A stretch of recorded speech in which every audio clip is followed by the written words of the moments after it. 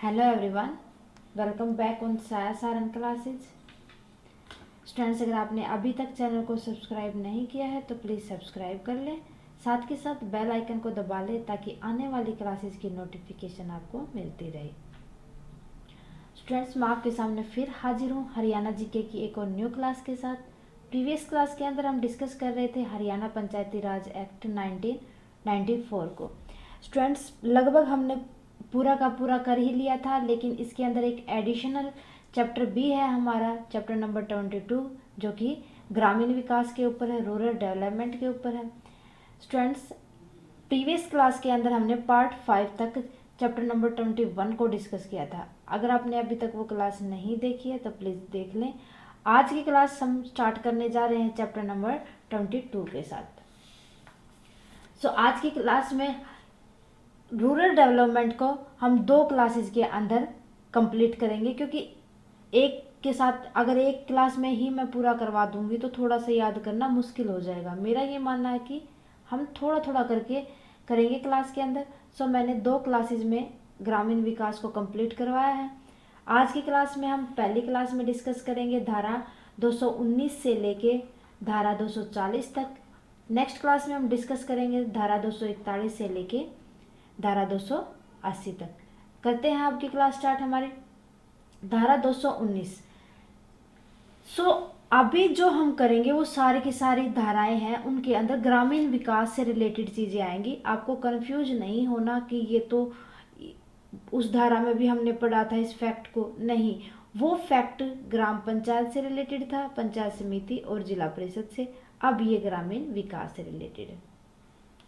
धारा 219 के अंदर ग्रामीण विकास की डेफिनेशन बता रखी है कि ग्रामीण विकास होता क्या है। धारा 220 के अंदर हरियाणा के अंदर हरियाणा ग्रामीण विकास प्राधिकरण की स्थापना व संरचना कब हुई थी, ये सब बताया गया, उसका स्ट्रक्चर कैसा है। धारा 221 के अंदर HRDA कार्यकाल संबंधी, HRDA के अंदर आता है की फुल फॉर्म क्या हो जाती है हमारी, हरियाणा ग्रामीण विकास प्राधिकरण, Haryana rural development authority, Haryana rural development authority. Okay, उसका कार्यकाल कितने टाइम तक बनाई जाती है, एक बार उनका टेन्योर कितना टाइम होता है, कितने ईयर्स के लिए होता है। धारा 222 के अंदर HRDA में पदों के भरने संबंधित कि हम किस तरीके से रिक्रूटमेंट करते हैं HRDA के अंदर, किस तरीके से उसके अंदर उसके एम्प्लॉयज को हम फिट करते हैं।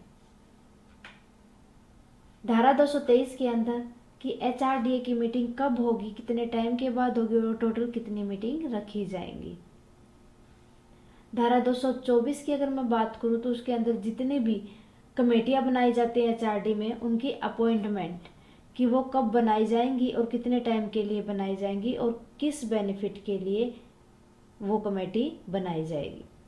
धारा 25 के अंदर 225 के अंदर temporary association of person, means persons की एक ऐसी एसोसिएशन बना दी जाती है, जब उनकी नीड हो उस टाइम पे उसको HRDA के अंदर इंक्लूड किया जाएगा, जब नीड नहीं होगी उनको हटा दिया जाएगा। धारा 226 के अंदर HRDA कानून व कार्यों की वैधता संबंधित, मीन्स HRDA के अंदर कौन से लॉ लागू होंगे और उनके फंक्शंस क्या क्या होंगे, कितने टाइम के लिए वो वैलिड होंगे। ओके। धारा 227 के अंदर स्टाफ के अंदर आ जाएगा कि एम्प्लॉय, और यहाँ पर लो लेवल और दोनों लेवल की बात एक साथ की जाती है। एम्प्लॉय एंड जो मैनेजर वगैरह अधिकारी होते हैं, इनके अंदर अधिकारियों की, ऑफिसर्स की कौन कौन होंगे, कितने होंगे। धारा 228 के अंदर journal disqualification of officer and employees की किस तरीके से, कौन सी क्वालिफिकेशन होनी चाहिए ऑफिसर की और एम्प्लॉय की, किस तरीके से उनको जर्नल डिस्क्वालीफाई क्यों किया जा सकता है। ठीक है। धारा 229 के अंदर ऑब्जेक्टिव ऑफ अथॉरिटीज के अंदर आ जाता है कि हम किस तरीके से, हमारे पास क्या क्या अथॉरिटी होंगी, प्राधिकरण क्या क्या होंगे, उनके उद्देश्य क्या होंगे, प्राधिकरण के मेन ऑब्जेक्टिव क्या है, जो अधिकारी होते हैं उनके मेन ऑब्जेक्टिव क्या होंगे। धारा 230 एचआरडीए विभाग के कर्तव्य क्या होंगे और उसके कार्य क्या क्या होंगे, वो क्या क्या काम करेंगे उनकी, और मेन ड्यूटीज क्या क्या होंगी। धारा 231 के अंदर बताया गया है भूमि के उपयोग व निपटान संबंधित। भूमि का उपयोग एवं निपटान मतलब कौन सी जमीन किस लिए यूज की जाएगी, ग्रामीण विकास के लिए, यहाँ पर विलेजेस को इंक्लूड किया जाता है, और उनका निपटान कैसे किया जाएगा, किस तरीके से प्रोवाइड करवाई जाएगी। धारा 232 की अगर मैं बात करूं तो धारा 232 के अंदर resumption and forfeiture for breach of condition of transfers, यहाँ बताया गया है आपको, अगर कोई व्यक्ति उल्लंघन करता है किसी भी कंडीशन का तो उसको या तो बहाल कर दिया जाएगा या जब्त कर दिया जाएगा। जब्त का मतलब यहाँ पर क्या होगा, उसको थोड़े टाइम के लिए उसकी पोस्ट को जब्त कर लिया जाता है, सस्पेंड कर दिया जाता है। धारा 230 की अगर मैं बात करूँ तो फंड ऑफ अथॉरिटीज, प्राधिकरण के भाग, यहाँ पर फंड आ जाएंगे प्राधिकरण के, कि किस तरीके से हम अपनी अथॉरिटी को किसी अदर पर्सन को डेलीगेट कर देते हैं, उसको दे देते हैं। उनके लिए फंड क्या क्या होंगे, सॉरी धारा 234, धारा 234 के अंदर उधार एवं अग्रिम धन देने की शक्ति, कि अग्रिम धन मतलब एडवांस में, और उधार का मतलब क्या हो जाएगा, वहां पर उनको बोरो करना, उधार देना। ठीक है, यहां पर देखो मीन्स शक्ति का मतलब क्या होगा, हम कितना तो उधार दे सकते हैं और कितना हम एडवांस में दे सकते हैं, कितनी पावर होती है। ठीक है, उन सबको इंक्लूड किया जाता है धारा 234 के अंदर। धारा 235 देखी जाए तो धारा 235 हो जाती है priority of payment for interest and repayment of loan. अब ये लोन किनका होगा, जब कोई भी ग्राम संगठन किसी भी गांव में विकास के लिए, उनके डेवलपमेंट के लिए कोई भी लोन देती है तो उनके लिए ये लोन देगी तो मतलब उसके ऊपर ब्याज तो लेगी ही।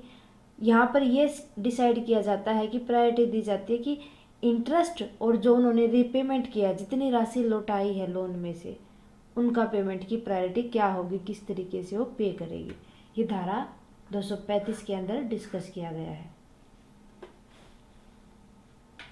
धारा 236 की बात की जाए तो यहाँ पर जितने भी ग्रामीण होते हैं उनके बजट के लिए, ठीक है, कि कितना बजट आया है, कितना बजट कौन से विलेज के लिए आया है, क्लियर है। अब एक बात देखो, बजट के अंदर दो चीजें आती हैं हमारी। आपको पता होगा कि आजकल गवर्नमेंट ने SHG सेल्फ हेल्प ग्रुप्स बनाए गए हैं। सो जो HRD है वो क्या करती है, उनके लिए बजट तैयार करती है। सो बजट में कितना पैसा उन्होंने उस ईयर के लिए डाला है, ये सब 236 धारा के अंदर बताया गया है। धारा 237 के अंदर वित्त लेखा व खातों संबंधित, वित्त लेखा मतलब यहाँ पर आ जाएगा कितना पैसा लिया है और कितना दिया है, उनको उनका ट्रांजैक्शन करना और उनके लिए अकाउंट तैयार करना। धारा 238 के अंदर बताया गया है कि जो HRDA है उसको एनुअली अपनी डिपार्टमेंट की एक रिपोर्ट तैयार करके देनी पड़ेगी, किसको, गवर्नमेंट को। धारा 239 की अगर बात करें तो यहाँ पर प्रोविडेंट फंड आ जाते हैं। ये प्रोविडेंट फंड किन के लिए होते हैं, ये भी विलेजेस के लिए होते हैं, या कोई भी SHG ग्रुप होते हैं उनके लिए होते हैं, या रूरल डेवलपमेंट के लिए होते हैं। Okay, LOP। धारा 240 के अंदर delegation of authorities, delegation of authorities का मतलब यहाँ पर कि हमने जो हमारे पास प्राधिकरण है उनको प्रतिनिधि करना। प्रतिनिधि का मतलब क्या होता है, 1% टू अनदर परसेंट उसको ट्रांसफर करना। ठीक है, कि वो काम वो करेगा अभी, क्लियर है, उसके बिहाफ में। ओके, सो स्टूडेंट्स, ये थी हमारे 240 तक धाराएं। उम्मीद है कि आपको समझ आए होंगे। इसके आगे की धाराएं 241 से लेके 280 तक हम नेक्स्ट पार्ट में डिस्कस करेंगे। सो प्लीज़ आने वाली क्लासेस को ना मिस करें, क्योंकि वो इसी का पार्ट है।